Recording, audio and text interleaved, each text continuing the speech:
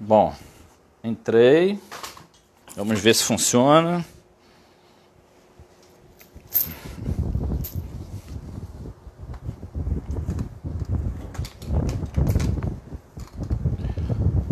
Não é possível.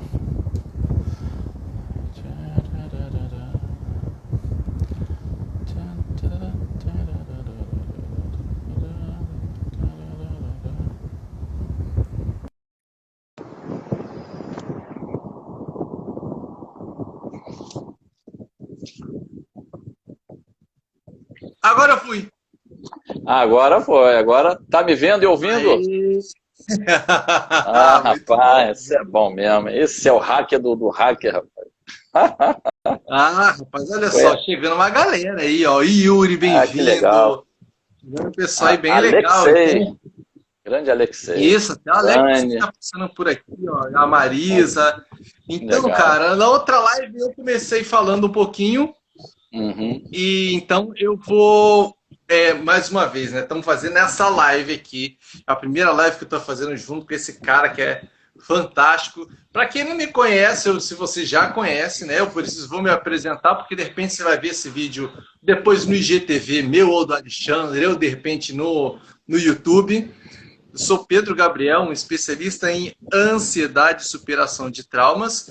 E esse que está aqui em cima, eu prefiro deixar ele se apresentar. Esse meu amigo é o. Alexandre Garcia. Eu sou um amigo, eu gosto muito desse meu amigo, uma pessoa muito especial. Estou aqui numa alegria muito grande de estar com ele e com vocês aqui. Eu sou Alexandre, terapeuta profissional Bioflow, Uau! profissional e instrutor de inteligência emocional Bioflow. E estou aqui com muita alegria para falar de um assunto que eu gosto demais, certo um e certo dois. Certo um, certo dois, não é verdade? É isso aí. Acabaram de dizer que nós somos amores aqui, então tá tudo É, beleza, então. né? Isso, isso. É, Bem, vamos lá, meu amigo. Então hoje a gente resolveu falar o assunto é como vencer o medo de errar. o medo de errar. É isso aí. Eu Alexandre, estava eu vou aqui. começar perguntando para você assim uma coisa. Hum, Você já errou, né,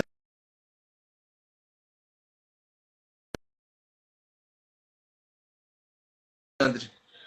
Volta, Alexandre. não dá para contar, né? Nem eu teria tempo de ficar contando quantas coisas eu já errei, quantas vezes eu já errei. E nem quero pensar no que eu ainda vou errar. Que isso, rapaz? É verdade, Como é assim? Mas verdade. você é terapeuta? Como é assim É, você pois erra? erra. Eu falei até agora há pouco com um amigo o seguinte: dentista tem cárie nos dentes, cardiologista morre de infarte, e terapeuta tem problemas emocionais também comete erros, né? Porque nós somos humanos, né? Eu acho que a melhor definição da imperfeição ou de um estado ainda em evolução é ser humano, né?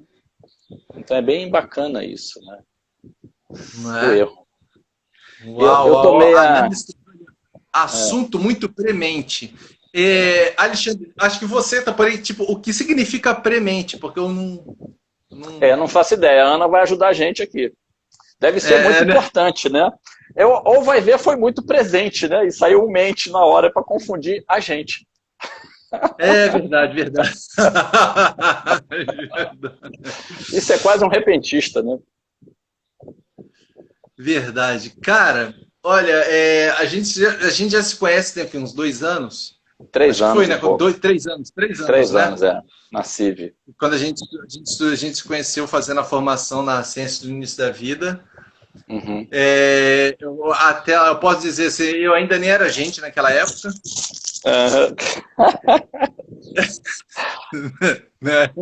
Eu ainda nem era gente naquela época e a gente foi se conhecendo e foi Sim, vendo que muitas coisas a gente pensava muito, vamos dizer, sei lá, parecido, algumas coisas a gente conseguia dar risada com as mesmas coisas, pelo menos, né? sim, é verdade. E a gente resolveu, eu lembro de você, de uma das conversas que a gente falando, né, sobre essa questão de saber se as coisas que a gente estava tomando decisões certas ou erradas, eu lembro dessa Uhum. frase sua, cara, não tem certo e errado, tem certo um e E certo certo dois. dois. É. E eu vejo muitas pessoas com medo de errar e às vezes, como a gente estava aqui conversando antes, essa busca por uma perfeição, sabe? Essa coisa de tentar não ser, sabe, o que é. Eu cheguei a escrever uma frase falando que o caminho da perfeição, no caminho da perfeição, o destino certamente é a frustração. Sim, sim. É uma passagem obrigatória, né? Quase obrigatória. E eu queria saber de você, cara, como é que é essa questão de certo um, certo dois na sua vida? Como é que é isso para você? Então, Pedro, a gente ao longo da vida vai tendo alguns chamados, né, que eu chamo de dor e problema. Uma amiga minha de São Paulo diz que eu sou a única pessoa que ela conhece que gosta da dor e de problema. Eu falo, não, eu não gosto de dor nem de problema. Fico com raiva, fico chateado, choro, xingo, esperneio. E quando passa aquele primeiro momento, que eu analiso assim como se fosse uma topada com o dedão no pé da mesa, aí você xinga, sente dor, passou aquele primeiro momento, para e volta no lugar. E eu comecei, depois de anos ou décadas de um sentimento de tenho que ser perfeito, tenho que, eu entendi que eu estava atrás de algo impossível. Então, na minha vida, e depois de começar a atender em consultório, depois de alguns anos de consultório, eu comecei a ver um dos maiores problemas num tratamento terapêutico, a questão que o cliente traz, lógico, mas dentro do processo dele, a maneira de enxergar o processo. E aí eu tomei a liberdade, porque dentro do consultório quem manda sou eu, não é o presidente, não é ninguém, e eu instituí um novo dicionário. Uma das palavras que eu mudei, que eu erradiquei, foi o errado. E eu comecei a colocar para as pessoas o seguinte, aqui não tem mais errado. Acabou o julgamento, a crítica e a culpa. Aqui tem certo um e certo dois. E aí a pessoa para e acha estranho, né? Fala, esse cara é louco, mas tudo bem, já estou aqui, vamos até o fim. E a pessoa fala assim, mas como eu vou saber, então, qual é o certo, qual é o melhor? É fácil, você faz o certo um, faz o certo dois. O que for mais apropriado, o que te beneficiar, o que der certo para você, é o que você vai fazer.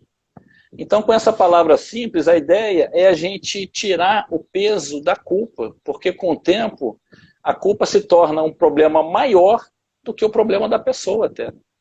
Eu trouxe até a culpa aqui para quem não conhece ainda. Você já te mostrei a culpa? Você já viu a culpa em pessoa assim, ao vivo?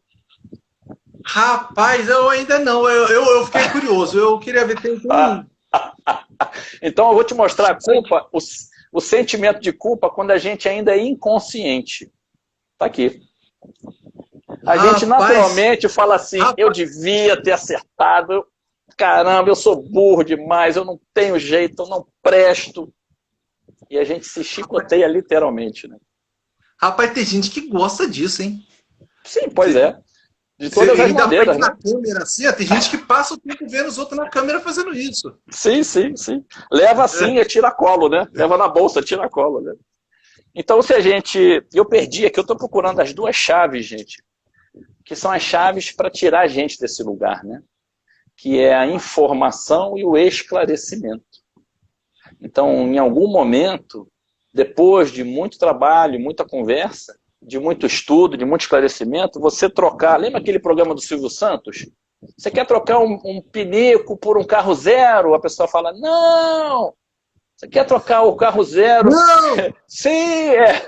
Então, a brincadeira aqui é o seguinte, você quer trocar um chicote por um despertador e cada vez que você perceber que fez algo errado, entre aspas, cada vez que você se arrepender de alguma coisa, você se despertar com aquele sentimento e pensar no que você pode fazer, né? Então, é uma frase que eu gosto muito, que a culpa é um ótimo despertador, mas é uma péssima companhia. Então, é entender essa questão do erro, uma outra perspectiva, né? Um novo olhar sobre algo que vem sendo massificado há milênios, né? A culpa. A gente já nasce culpado, né? Por algumas religiões, né? Já nasce completamente errado, né? E tudo bem, é o olhar de cada um, né? Não é isso, meu amigo? É mais ou menos isso, cara, né? Cara, você falou de despertador, mas tem uma frase tem várias frases que ao longo do tempo já vieram na minha cabeça, mas é que todo mundo quer despertar, sabe? Mas ninguém Sim. gosta do barulho do despertador, cara. É Sabe? verdade, é verdade, é verdade. Tá todo Mas tem mundo- um problema, se você não despertar com um despertador, aí vem o problema na vida. Eu trouxe o problema também. Já conhece o problema, não? O problema, a dor? Problema, problema. Eu acho até que É, eu tenho alguns aqui. eu trouxe Mas eu ele não aqui, sei se ó. é igual ao seu. Quando Deixa eu você não ver. acorda com o barulho do despertador, aí vem a dor. E vai falar no Ah, seu ouvido até você acordar. O que é isso aqui, gente? São aquelas coisas que se repetem na sua vida. Eu uma vez falei para a minha mestra da Bioflow, a Fanny Van Leer, falei, Fanny, não estou entendendo, eu mudei de profissão, eu saí de carga pesada para terapia, e eu continuo com um determinado problema na minha vida, que não faz sentido. Ela deu um sorriso amoroso e falou assim para mim, naquele sotaque hispano-americano, inglês e português, meu amor, enquanto você não fizer o aprendizado, isso vai se repetir. Então, olha que estranho, né? Então, quer dizer que o problema não é um castigo na minha vida? Não, o problema não é um castigo na sua vida. Ele dói, ele incomoda, e não estou falando para ninguém gostar dele, né? O problema é um despertador, ou um professor. Ele vem fazer assim, né? Alexandre, olha para isso, cara.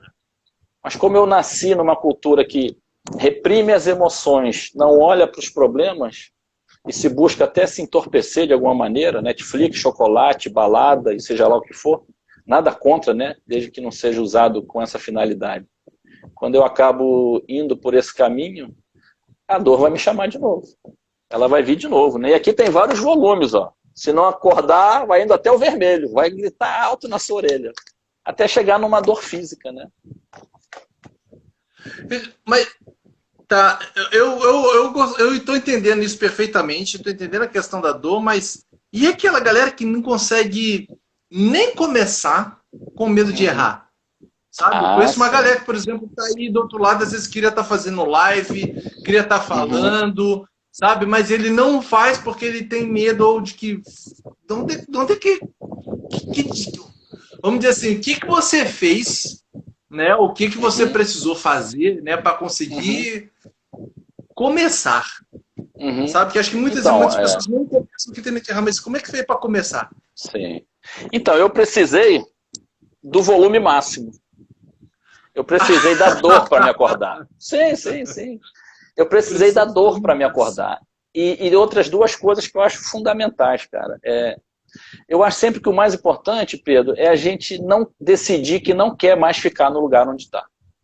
Eu acho que esse é o primeiro grande passo, sabe? Independente se eu consigo ou não ainda, eu decidi que eu não quero mais. Aí você fala assim, mas eu não sei o que fazer. Não importa agora. Importa você tomar uma decisão. Eu não quero mais ficar assim.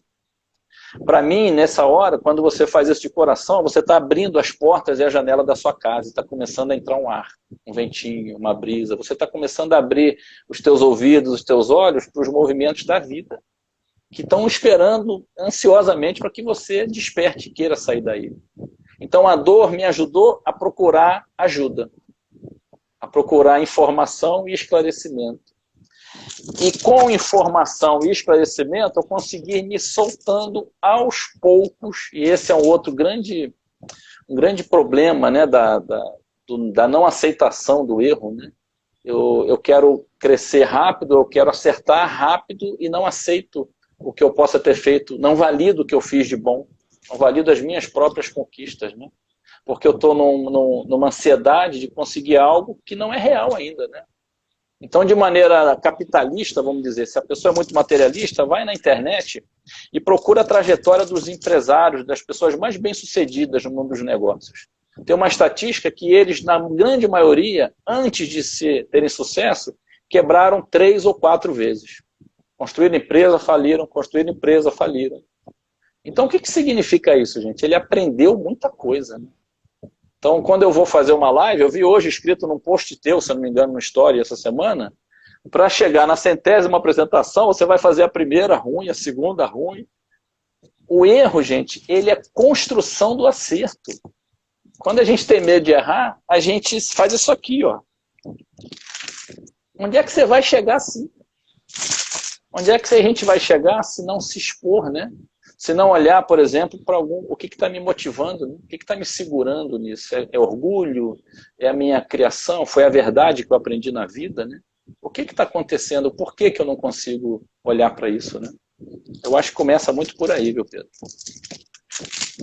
Cara, tu falou isso da questão dessas verdades que a gente aprendeu na vida, sabe? Esses julgamentos, as coisas que a gente escuta e nem se dá conta de como é que o negócio entra, né? E a gente compra como se fosse uma verdade, né? Eu vejo isso, eu vejo dor das pessoas de várias formas, tanto de profissão. Cara, eu conheço uma jovem, a menina tem 15 anos, ela nunca teve, ela começou a ter crise de ansiedade depois que começou a ir para a escola técnica. Aí eu fui perguntar para ela, mas você gosta do seu curso? Não. Ela acabou de começar a escola técnica. Eu falei assim, mas por que você está fazendo escola técnica? Ah, disseram que é dar dinheiro. E aí eu fui para lá, mas eu cheguei lá, eu vi que todo mundo já gosta daquilo e só eu e uma outra pessoa que nunca mexeram com aquilo. Mas eu não sei o que eu quero fazer, mas eu tenho que escolher algo agora. E nessa questão de, vamos dizer assim, como eu não sei o que eu vou tentar fazer qualquer coisa, sabe? Algumas pessoas têm esse sentimento de qualquer coisa, mas às vezes não tem a menor sintonia com o que tem no coração. Sim. Está distante, né? E aí começa um conflito, né? Quando está distante o eu real do eu que foi idealizado. Aí a mãe queria saber se a criança precisava de psiquiatra,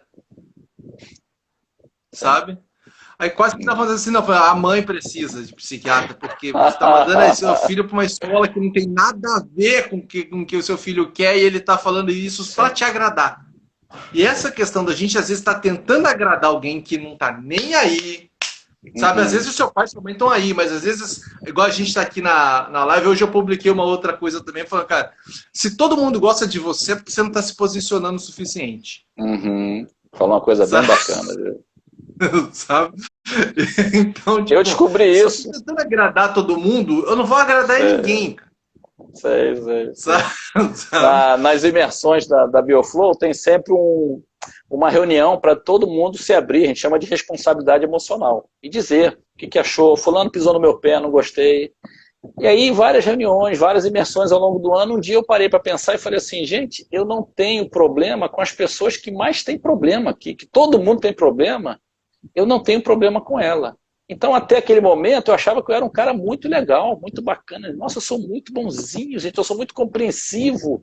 E aí caiu minha ficha, né? Eu sou omisso, eu sou negligente, eu deixo até de ajudar a pessoa falando algo que ela fez.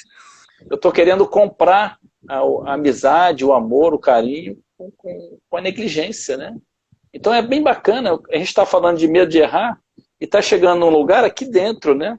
Porque tudo que acontece na nossa vida é movido por algo aqui dentro, né? Por verdades que podem ter perdido a validade já, né? Você até o aplicativo do banco toda hora vem, faz o download aí, atualiza, né? A gente continua ainda vivendo verdade dos nossos ancestrais e a gente honra eles e agradece a eles. Só que tem coisa que você sente que está incomodado, precisa mudar, né? E aí entra um outro problema, né, Pedro? A gente está muito distante de nós. E esse recado da vida maravilhoso, aí, doloroso, mas maravilhoso, dizendo assim, o que está fora, esquece, é secundário, fica dentro, né? Mas não é dentro de casa, gente, é dentro da gente, né? Como a gente vai saber o que é bom e é ruim para a gente se a gente não percebe o corpo, não percebe o que sente na emoção? Aí fica difícil, né? Cara, agora, você falou uma coisa, se a gente não percebe, então, se eu tenho medo de errar, né? Então, como é que eu faço para encontrar o que é o certo para mim? Pois é um impasse muito bonito isso, né? Porque a gente só vai descobrir o que é o certo arriscando errar. Eu trabalhei quase 30 anos com transporte de carga. E fiz aquilo numa boa, não foi um sacrifício, mas eu sempre soube que não era o meu lugar. Aí um dia eu pensei, preciso mudar daqui. E aí tentei uma empresa de mídias sociais, não entendo nada até hoje. Cheguei a entrar no papel, contrato de sócio. Não deu certo, lógico, né? Aí fui vender equipamento de academia de musculação, tudo a ver, eu nunca tinha entrado na academia, né? Não deu certo, lógico, né? E tentei mais outros 2 negócios. Até que um dia eu parei e falei assim, cara, aceita, cara, teu lugar é na terapia.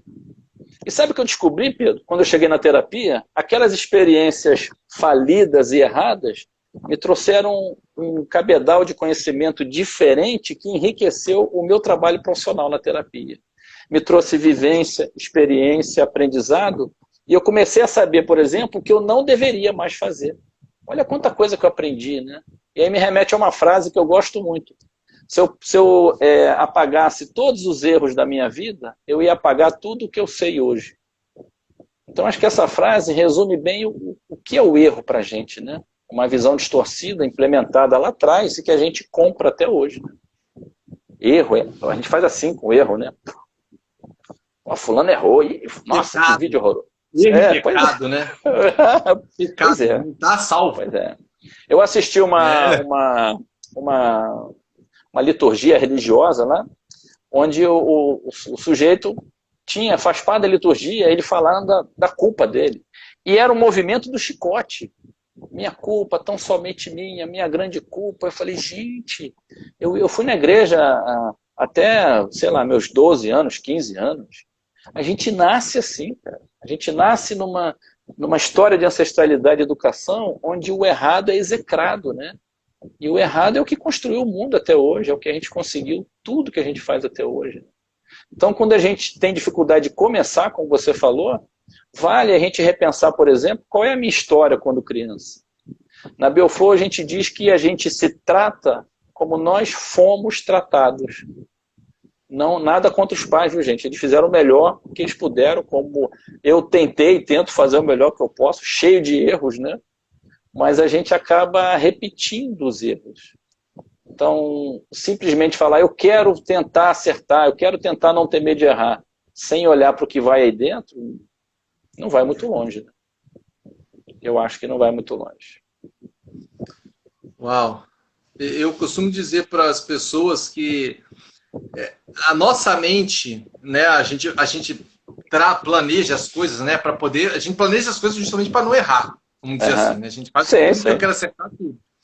E eu falo que essa questão, as pessoas até falam, é um mapa mental, sabe? Então você tem um mapa, mas adianta, se eu te desse agora um mapa, se eu chegasse e te colocasse em algum lugar da cidade de Brasília e te desse um mapa, mas você não sabe onde está, adianta ter um mapa?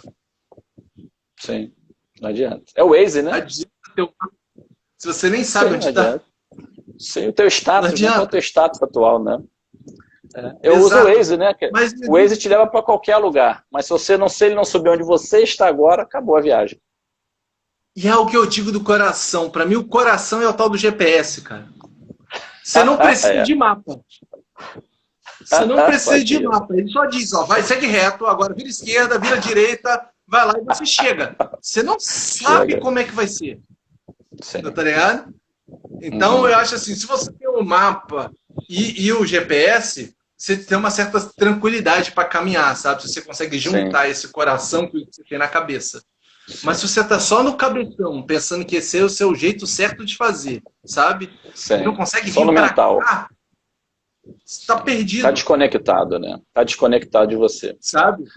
Tá perdido. Às vezes o coração tá tipo, é aqui, é aqui, é aqui. Mas trava, sabe? Porque tem os conceitos, tem as coisas do jeito certo de fazer. É quando a gente fala assim, eu sabia que não devia ter feito isso. Aí eu senti que era pro lado direito, eu fui para a esquerda. A gente, sem perceber, Pedro, a gente cresce, né? Fica adulto, paga conta, constitui família, e aí se acha, né? Fala assim, eu sou adulto, eu sou dono do meu nariz, né? E aí a gente não percebe o seguinte, a gente não manda na gente, né? Tá vendo umas cordinhas aqui? Dá para ver? Umas cordinhas? Tem umas cordinhas aqui, né? Umas cordinhas. São as nossas crenças, né? São essas verdades que você falou aí. Então as nossas crenças, as nossas verdades estão dirigindo a gente, né? Elas manipulam a gente. Não era bem você, mas pode ser também, né? Mas o bacana é que a gente se sente o cara, mas não vê que a gente está se mexendo a partir dessas crenças, né? dessas verdades, às vezes antigas, e que não dizem mais respeito nem à nossa natureza, à nossa individualidade. A gente começa a agir só por aqui, por de novo, né, um conflito aí entre religião e ciência, e se falou, não, agora só ciência. Agora só o que pode ser comprovado física, materialmente, né? E como diz o Dr. Sérgio Felipe de Oliveira, quem não conhece vale a pena, ele diz o seguinte, ao ponto que a ciência chegou, hoje os materialistas é que tem que provar que a matéria existe, porque nós somos um aglomerado de átomos, de elétrons, né? Que a gente vibra magnetismo. Então, qual é uma força maior no corpo? É o coração. Se eu não me engano, 500 ou 500 mil vezes tem uma força eletromagnética maior do que o teu cérebro. Então não adianta, gente, você querer algo aqui contra uma verdade que tem aqui. A lei da atração magnética, eu não estou falando em física quântica, não, gente. Estou falando de algo que é físico, é material, né? Se o telefone liga através de uma vibração eletromagnética, você sintoniza como no rádio, né? Então, se aqui você acha ainda que não merece, se aqui você acredita ainda no que você falou, né? Eu usei uma frase que eu gosto muito com a minha amiga agora, Elaine, que está até aqui. A nossa história não define quem nós somos. Mas a gente acaba ainda, por falta de entendimento, de conhecimento, se definindo, se limitando na minha história. Às vezes eu até tenho entendimento da minha questão, mas uso isso como uma bengala. Não, eu sou assim, por quê na minha história? Cara, aí eu pergunto assim, até quando você vai ficar nessa? Né? Responsabilizando o bolsominion, responsabilizando sei lá quem, o parente, o cônjuge, o chefe. Né? Até quando, né?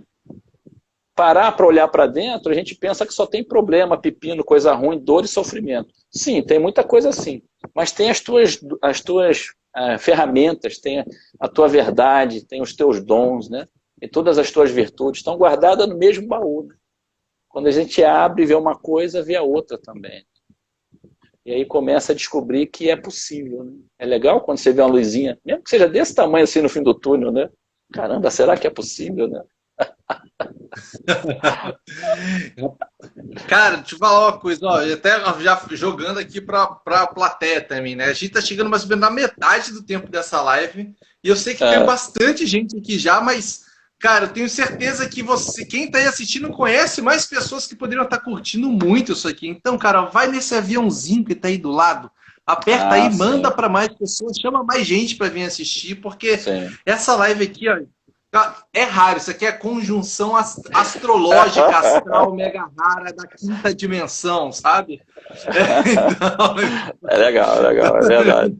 É verdade. A gente está reunido aqui hoje, né? Tem um portal no meio-dia, vamos chamar assim. Estou chamando essa galera para chegar aqui, porque tem mais gente, e daqui a pouco a gente vai abrir para as pessoas trazerem perguntas também, porque a gente está conversando, né? Sim, eu te fiz várias perguntas, né? E eu queria saber se... Cara, eu posso ajudar de alguma forma, Alexandre? Você pode o quê? Me ajudar? Eu posso ajudar de alguma forma? Tem alguma dúvida, alguma coisa assim? Você com certeza pode me ajudar, dizendo para mim qual o teu olhar sobre o erro, sobre o certo 2 ou sobre o errar, né? Como é que o Pedrão, olha, que é uma pessoa tão... A gente falou, você falou sobre a questão das verdades que a gente compra dos outros, mas eu vou dizer uma verdade que eu posso dizer que talvez eu tenha comprado do meu pai. Mas eu lembro de bastante tempo atrás, eu lembro quando eu vim morar aqui na Baixada Santista, quando eu fui ver foi o meu primeiro casamento, e eu falei assim, tão logo eu soube que a gente estava grávida, eu vim. Eu posso dizer que eu convivia com ela tinha 3 semanas, sabe? Eu larguei tudo lá no Rio e vim morar aqui. E eu lembro que quando meu pai veio a primeira vez, eu parei, né? Acho que tinha passado aquela coisa, eu falei assim, rapaz, será que eu fiz a coisa certa? Eu fui perguntar pro meu pai, falei, pai, como é que tu faz? Como é que tu sabe que, vamos dizer assim, eu tava com 22 anos, tava com 22, tava começando a descobrir o que é ser adulto, porque até então eu achava que adulto sabia das coisas. É uma ilusão que a gente tem, né? Eu achava assim, eu vou ser adulto, eu vou saber das coisas que eu vou decidir. Tipo, eu acho que meus pais sabem que eles estão decidindo, meus pais não se enrolam, sabe? Eu achava mesmo isso. Eu falei, pai, como é que tu faz para saber que não tá certo? Ele falou, pai, Pedro, Você só vai saber se uma coisa está certa ou errada daqui a 5 anos. Uma decisão que você fizer hoje, daqui a 5 anos. Só que daqui a 5 anos você não vai lembrar mais. Então você não vai mesmo achar que aquilo está errado. É verdade, é verdade. Você falou um negócio bem... É a única coisa que... Você falou um negócio bem legal, adulto, né? Não, diga aí, termina aí. Ele falou assim, a única coisa que dá pra gente saber, cara, é que o negócio vai andar. E lá na frente você vai falar, beleza, o que eu tenho agora? E é com isso que você vai ter que jogar. Sim, é verdade. E vai fazendo um conhecimento, né? Vai construindo um conhecimento, né? Você falou um negócio que a gente vê muito nos atendimentos em consultório, né?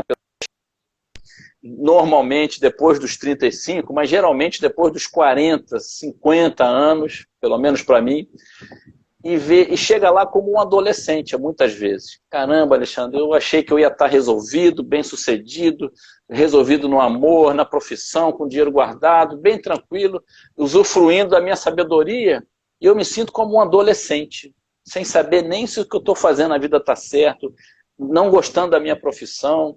Caramba, eu estou todo errado, que chama a crise da meia-idade, né? Que é tão comum que já tem livros isso há séculos, né?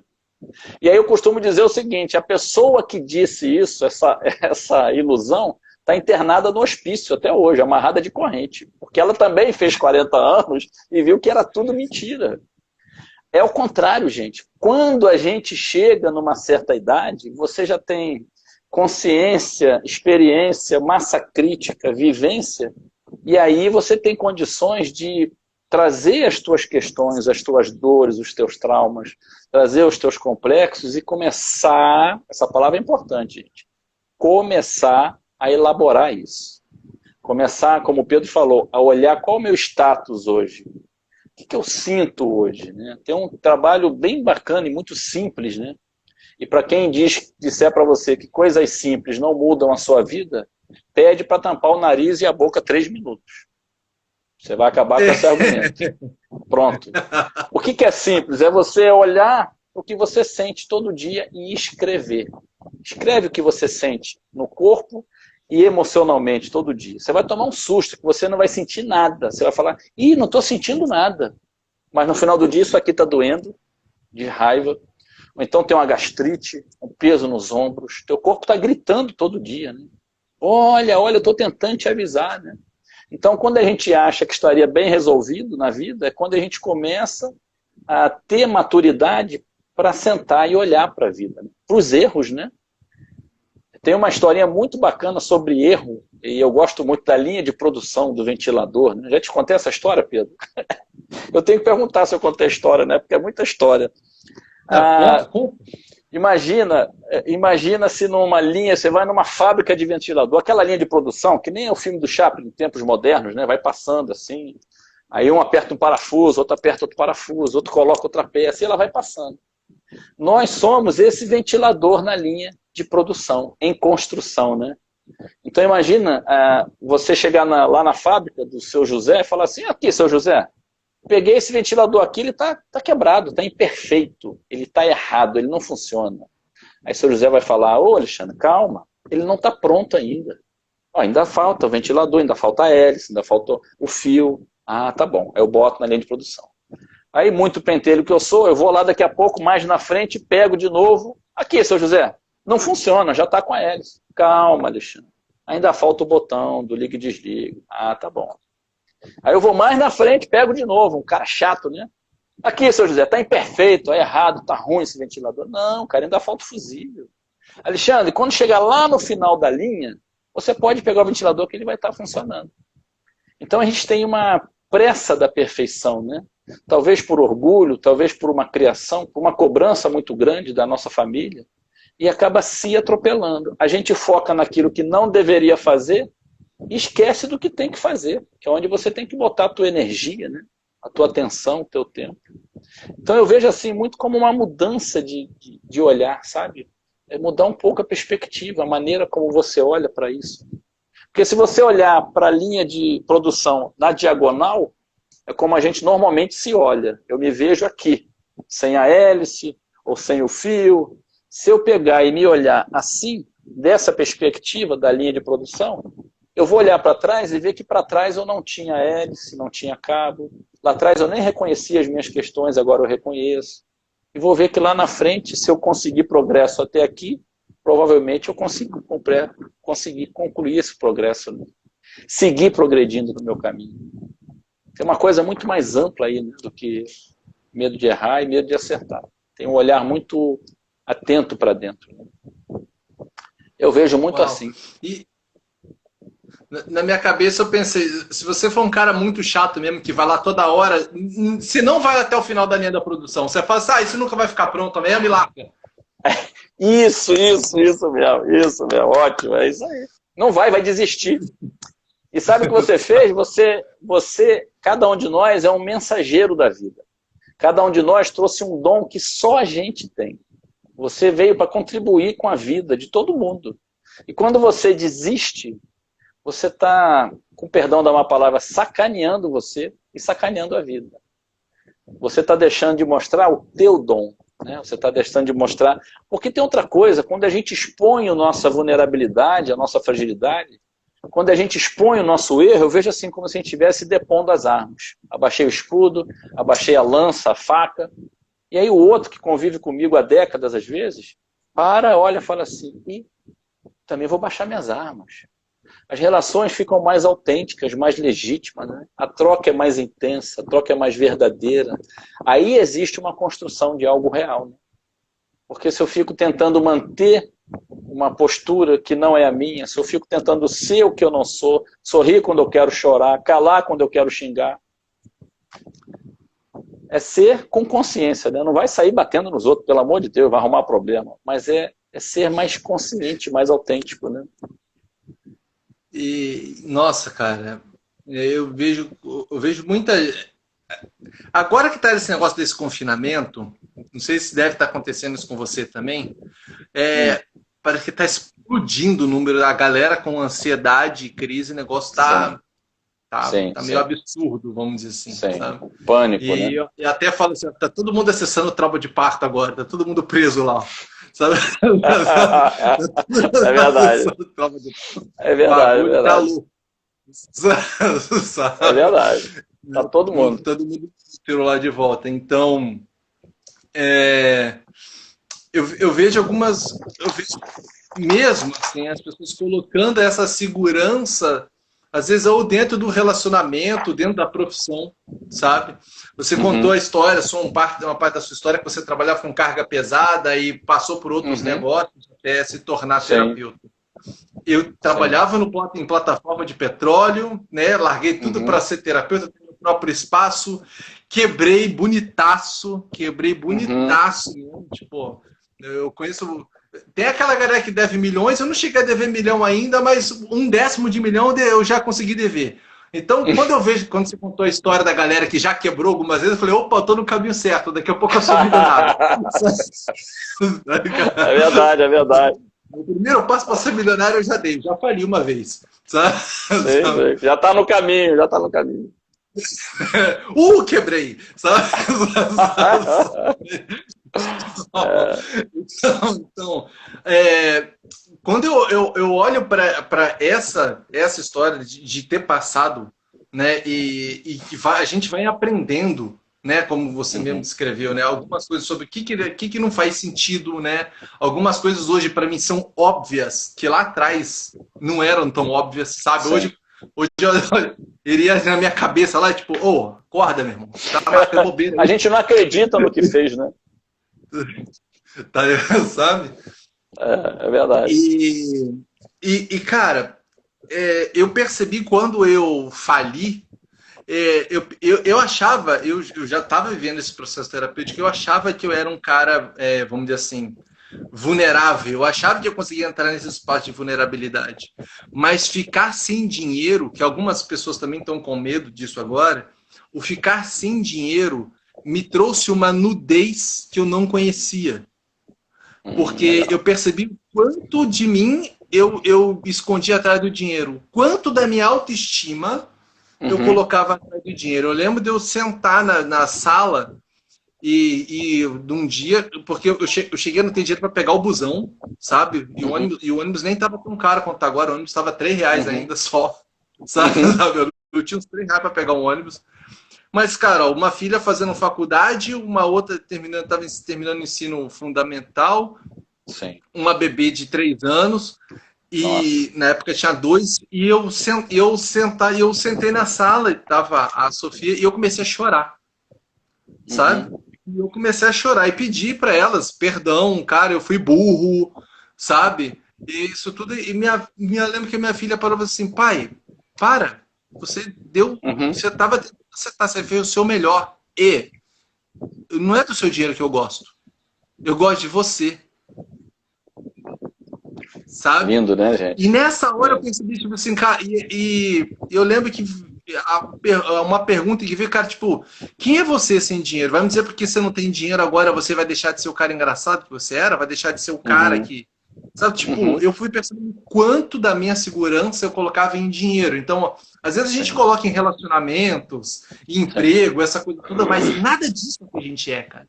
Sim. Sabe, de alguma forma, eu tô lembrando, tô quase chorando aqui, daqui a pouco eu vou chorar, tá? Então, porque foi muito marcante para mim isso, porque me faz lembrar de, cara, quantas... Até aquilo, né? Filho é um remédio que a gente mesmo produz, né? Essa é a nossa sorte. Sim, é verdade. Sabe? Não conte isso para eles, até os 40 anos. Essa na orelha, sabe? De parar e perceber, tipo, quanto eu estava colocando, quanto eu estava, de alguma forma, errado sobre quem eu sou. Sim. Sabe? Equivocado. Sim. É bacana isso, né? E aí você está contando um exemplo daquilo que eu falei, né? A vida ajudando a gente através, às vezes, de um chamado mais duro, né? De um problema maior. O problema, tem outra frase que eu gosto muito, dificuldades são testes para desafiar os valores do conhecimento e da capacidade de luta de cada um. A gente está falando de desenvolvimento, né? Você falou dos filhos, eu digo para as pessoas, os seus filhos vieram para te educar. Não conta isso para eles, é muita responsabilidade, só depois que eles fizerem 40 e poucos anos. Mas é bonito isso que você falou, né? A vida, eu vejo assim, a vida vai olhando para a gente e vai ajudando a gente a todo momento, né? Só que se eu botar a venda da revolta, se eu botar a venda da vitimização, eu não vou enxergar isso. Eu vou sempre projetar no outro o que está acontecendo. A questão é olhar o que gera em mim esse medo de errar, né? É olhar para isso de uma maneira muito, muito verdadeira, né? A Lucilena Galvão, que é uma filósofa esplêndida da internet, ela fala duas palavras que eu gosto muito, né? Que o processo de evolução, de autodescobrimento, precisa ser feito sem pausa, mas sem pressa. Não tem por que ter pressa, gente. A natureza não dá saltos, né? Se a gente passar na rua e ver uma árvore, a gente não vai ver ela crescer. Você só vai ver essa árvore crescer se você medir a árvore e voltar daqui a 2, 3 anos. Aí você vê, nossa, cresceu. Mas o crescimento diário a gente não enxerga. E muitas vezes não enxerga o nosso, que a gente já conquistou. Não enxerga, não lembra dos elogios, não reconhece o que mandou bem, porque tem alguma coisa aqui ainda vibrando, né? Então é o que você falou desde o começo. Se eu não olhar para dentro, gente, se eu não me dispor a fazer um trabalho de autodescobrimento, tudo que eu fizer vai ser temporário, vai ser efêmero, né? E a vida acaba, como você falou, te dando a oportunidade de se descobrir. Cara, uma coisa que está acontecendo no planeta tem algum chamado aí pra gente. A gente não pode deixar passar isso, pelo amor de Deus, gente. Se a tua vida está igualzinha como era antes, acorda, faz alguma coisa diferente. Para pensar, porque tem alguma coisa te chamando. Não aí. Volte ao normal. Não volte ao normal, por favor. Não volte ao normal, por favor. Não pede para tudo voltar ao normal. É isso aí. Não deixa passar essa oportunidade de refletir, né? E de enfrentar. Mas assim, enfrentar não é luta. A frase que eu mais amo de todas, eu gosto muito de frase, não sei se alguém percebeu, é a seguinte: o que não se resolve com amor, não se resolve. Não resolve, gente. A gente acolhe os amigos, o amigo faz uma tremenda de uma lambança, você abraça ele, calma, cara, vai ficar tudo bem, nós vamos resolver. E quando a gente dá um mole na vida, ou aprende algo novo, o que vem pra gente? Tá vendo? Você não tem jeito. Aí vem as frases assassinas, né? Você não tem jeito, eu já me acostumei, vai ser sempre assim. E aquela palavra que eu tenho profundo medo e dor, eu desisto. Então você, essa potência tremenda, essa quantidade enorme de virtudes e de poder que você tem dentro, não olhou ainda, né? Não descobriu. Então é urgente, e eu acho que está acontecendo um negócio no planeta que está chamando a gente para olhar para dentro. A mensagem está muito clara. Fica dentro, fica dentro, fica dentro, né? Mas não é de casa, aproveita que você está em casa e vem aqui para dentro, né? Esse dentro. É verdade. É esse dentro. É isso mesmo. Bem, eu acho que é legal a gente abrir agora um pouquinho, a gente ainda tem mais uns 10 minutos, abrir para perguntas, questões, né? Manda enquanto aí, as pessoas me falam. Alexandre, eu vou te perguntar, eu vou fazer a pergunta enquanto as pessoas vão deixando mais perguntas aí. Cara, Diga. Se eu quisesse entrar em contato com você, eu saber do seu trabalho, como é que eu faço? Pelo Instagram, pode ser pelo Instagram, pode ser pelo Zap, né? Vou botar até o Zap aqui, telefone. Eu não sei nem se faz isso, né? Mas como eu sou pato novo, eu posso errar, né? Fica tranquilo. Como a gente está falando de não ter medo de errar, então vamos ousar. Vamos tentar superar os nossos limites, né? Zona de desafio. Tudo que for um desafio para você, vai, com coerência, com consciência, com bom senso, mas vai. A Marinês falando, aproveita com fundamento e cuida do seu interior. Isso aí, gente. Gaveta, armário é bom, mas aqui dentro também, né? Isso aí, a minha irmã gêmea querida do coração. Se for isso do interior, teve uma frase de um grande amigo também que Caio Pinheiro, eu vou dizer que é um garoto, mas tem uma galera aí que veio com uma alma velha, né, pra terra, mas o cara, ele escreveu, ele falou assim, a gente gasta muita energia decorando as nossas prisões. Decorando, é verdade. É verdade. A gente fica você tá preso, né? Vou deixar ela bonitinha, mas não sai de lá. É verdade. Tá ligado? É verdade. E até nisso tem um movimento interno, né? Quando eu me saboto, né? A verdade é que a gente, se tirasse a culpa, e por isso eu aboli o erro, a palavra erro, né? Se a gente conseguisse abolir o peso do erro e entender ele como um aprendizado, então é assim, eu acerto e aprendo, acerto e aprendo, acerto e aprendo. Não é acerto e erro, você errou. Não tem cabimento, é como pegar uma criança na escola, no 3º ano, e ela se cobrar saber o que sabe uma criança do 4º ano. Se uma criança no 3º ano erra aquela matéria, é a coisa mais natural do mundo, porque inclusive se ela soubesse, ela seria o professor, ou não estaria na escola. E a gente erra na vida, no grau de consciência que a gente tem, e recorre logo ao chicote. Né? Imagina, não tem cabimento isso. Se você pensar racionalmente, não tem lógica na maneira como a gente habituou a enxergar o erro. O erro é um caminho de aprendizado, de crescimento, de evolução. Então, a minha sugestão, com coerência e com consciência, erre o quanto antes. Começa logo. Quanto antes você errar, antes você vai aprender o que não é para fazer, o que é para fazer, Pedro. Obrigado, senhor. Obrigado. Erre o quanto antes, pelo amor de Deus. O quanto antes, eu tenho para mim, cara, que... eu vou contar, mas contar história é legal, né? Eu gosto de história. Mas antes de contar a história, a Bia, ela mandou ali, você tem algum grupo de apoio online, WhatsApp ou Telegram? Uhum. Tem? Não, a gente não tem um grupo formado, né? A gente tem alguns grupos específicos de cursos, né? Mas eu acho que o grupo é o próprio direcionamento para um profissional ou para alguém que possa te ajudar, né? E pode até se pensar nisso. Mas eu acho que a Bia acabou de dar uma ideia muito boa, né? Pra gente criar um grupo. Pode ser. Sabe? Pode ser. De apoio, né? A gente criar um grupo de apoio. Sabe? Sim, é bem legal. É bem legal. A gente tem na Bioflow... na Bioflow a gente tem um grupo de apoio profissional, né? Mas a gente até, às vezes, de repente, tem um grupo para essa galera que está aí assistindo e que, às vezes, está entrando nessa questão da ansiedade, ou seja lá o que for. Beleza, bem bacana, hein? No começo, sabe? Bem bacana. A gente poder trocar até mesmo um grupo para as pessoas trocarem, né? Legal, uma boa ideia. Boa ideia. A Bia é Legal, terrível, né? É fantástica ela. Aí, gostei muito dessa obrigado, ideia. Bia, muito obrigado. Né? Isso Mas aí, eu vou constar muito bom. a parte domiciliar ali, que eu tenho certeza acho que é Elaine. Acho que é Elaine. Então, Elaine, né? vai ser Elaine. muito legal, Isso. né? Ó, A gente poder fazer isso aí. Olha lá, é isso aí, bora criar um grupo. Cara, por que é, não, né, Bia? Bora criar isso aí sim, junto. sim, Então, é o sim. seguinte, eu vou contar uma história que isso é um dos presentes que eu falo que eu carrego na minha vida, tá? É uma história que eu acho que eu contei pouquíssimas vezes, é a história da minha mãe. Uhum. Cara, pai, se você estiver assistindo, se você assistir isso aí, por favor, não pense que eu estou comentando algo que você não saiba, porque eu tenho certeza que você sabe. Mas, bem, Uhum.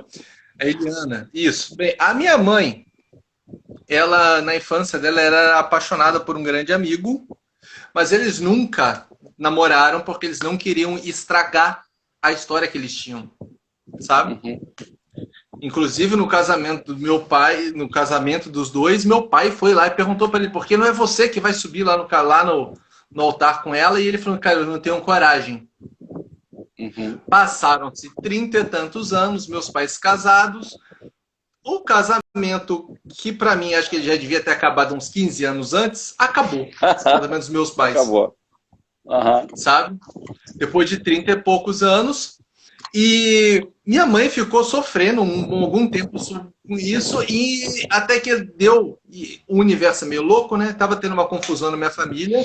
Eu cheguei assim, mãe, ó, vou tirar você daí da casa onde a gente cresceu, que era lá da família do meu pai, e arrumei um apartamento para ela. O Uhum. apartamento dela, a janela dava de frente para a janela desse amigo que ela era apaixonada na infância. Nossa. Eu não fazia ideia. Aliás, Uhum. sabe? Eu arrumei o apartamento e tal. Aí minha mãe foi e começou a ver, e viu o cara. Passou um tempo, a minha mãe falou: quer saber? Eu vou atrás dele. Uhum. Minha mãe foi até o escritório onde ele trabalhava. E eu lembro que ela me contou assim: ela estava no hospital. Ela me contou assim: ó, ô seu viado, você me inspirou a vida inteira, agora a gente vai casar. E o cara travou. Não parou tudo. Ele estava num relacionamento há mais de 15 anos, sabe? Nossa. E falou: pô, me dá um tempo que eu vou acertar as coisas e depois a gente conversa. Então passaram assim, uns 15 dias e minha mãe estava em Resende com as minhas filhas num churrasco. E minha mãe estava passando mal, o negócio de dar uma pedra na vesícula. E esse cara ligou para minha mãe e falou assim: olha, tá tudo pronto, eu terminei tudo e a gente vai ficar junto. Aí minha mãe falou: então tudo bem, então você me espera, quando eu voltar a gente conversa. Isso foi num sábado.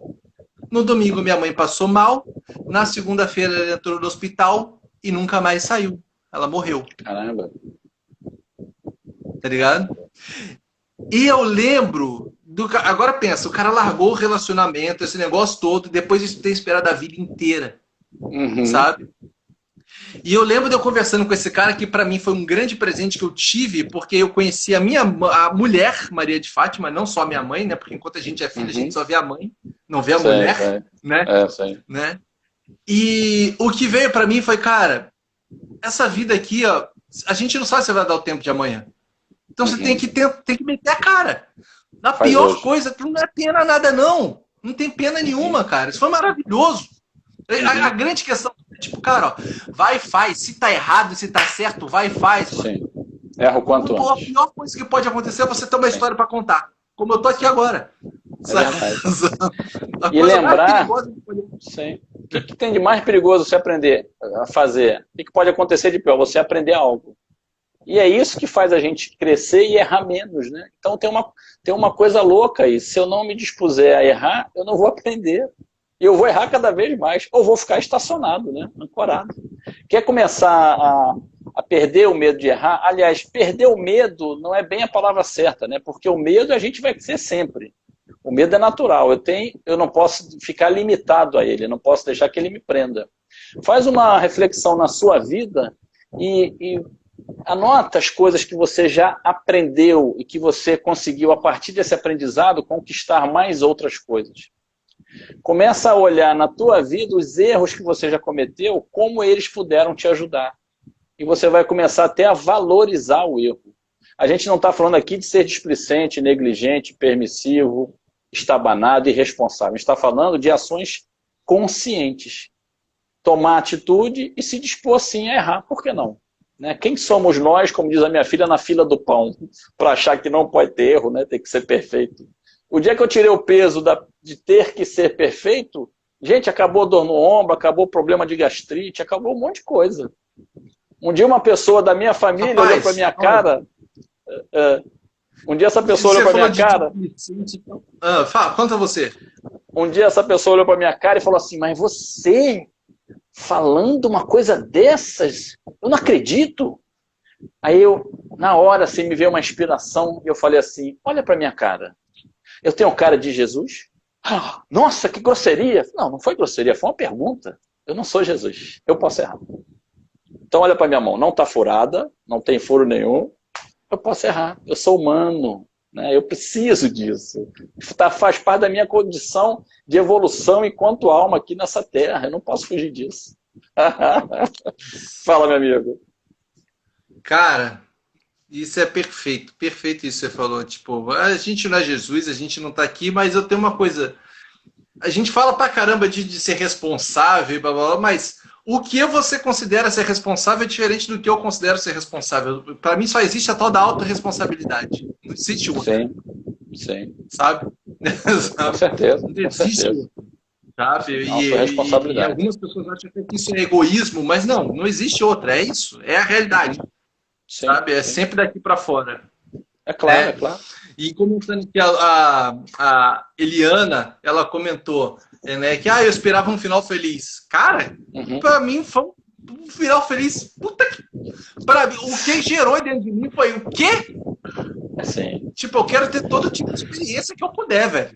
Mesmo que eu fazer, mas isso tá errado. Eu vou fazer. Bora. Sim, sim. Sim, a vida tem muitas coisas... Olha, eu fiz... Quantas histórias eu fiz, rapaz, sabe aquela... Eu te contar uma merda que eu fiz. Sabe? Aí você conta dando risada. Sabe? É verdade, é verdade. É isso. É isso. É entender que a vida não é um passeio no parque. Ela não é ruim, tem coisas boas, momentos maravilhosos. Mas a gente não está aqui a passeio. A gente está aqui num hospital, numa escola.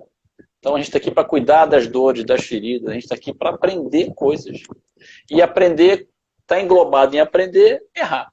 Se expor, mostrar o que eu ainda não sei para conquistar o que eu quero saber. Enquanto eu não olhar para o que eu ainda não sei, eu não vou sair do lugar. Então é uma questão de entendimento, né? De bom senso, de coerência. E começar aos poucos a trabalhar essa questão em mim, lá dentro. Não basta falar assim, entendi, vou fazer. Se não olhar aí dentro, amigo, vai ser muito difícil. Pode ser consigo. Nossa. Né? Bem, a gente está chegando perto para poder encerrar isso aqui. Eu vou pegar um gancho do que você acabou de falar. Nós estamos aqui de passagem, né? Mas a gente não vê a passeio. Então, é uma frase, isso não é meu, tá? É de um grande poeta chamado Bernardo Negrão. O verso é bem assim, ó. Eu tô aqui de passagem, mas eu não vim a passeio. De ciclos em ciclos eu percorro o meu caminho sem receio. O meu discurso tem recheio e creio que o nosso destino final é estar em paz e no centro do universo, com um campo de visão aberto, ter serenidade e converso com meus netos como o preto velho que eu sou. Eu sei de onde eu veio e eu sei para onde eu vou. Amei, amei. Manda para mim isso aí, cara. Pelo amor de Deus, amei, amei. É lindo, né? É o resumo da vida, é isso. É uma escola maravilhosa. E se a gente abrir o nosso coração para ela, a gente vai ver o movimento dela carreando a gente pela nossa estrada. E aí começa um caso de amor com você. Eu acho que esse é o momento mais bonito. É isso, gente. Antes que acabe, eu quero agradecer a você pela oportunidade e essa galera toda aí. Aí, escreve isso, Pedro, a Bia pedindo aí. Que bom, a Ana Mendes não teve uma resposta para uma questão dela. Que legal, gente. Muito boa essa troca. Muito bom. Obrigado. Por doar o que vocês têm de mais precioso, o tempo. Deixando aqui meu site para quem quiser conhecer o trabalho. Pode ir lá mandar mensagem no direct. Gente, legal, legal. Beijo na alma de vocês. Alexandre, foi uma honra e eu espero a gente fazer muito mais coisas junto. Inclusive, que é o grupo aí que a Bia chamou. Vamos fazer isso. Beleza? Vamos lá. Gente, tem um livro online do Pedro lá à disposição. Muito bacana, hein? É só baixar.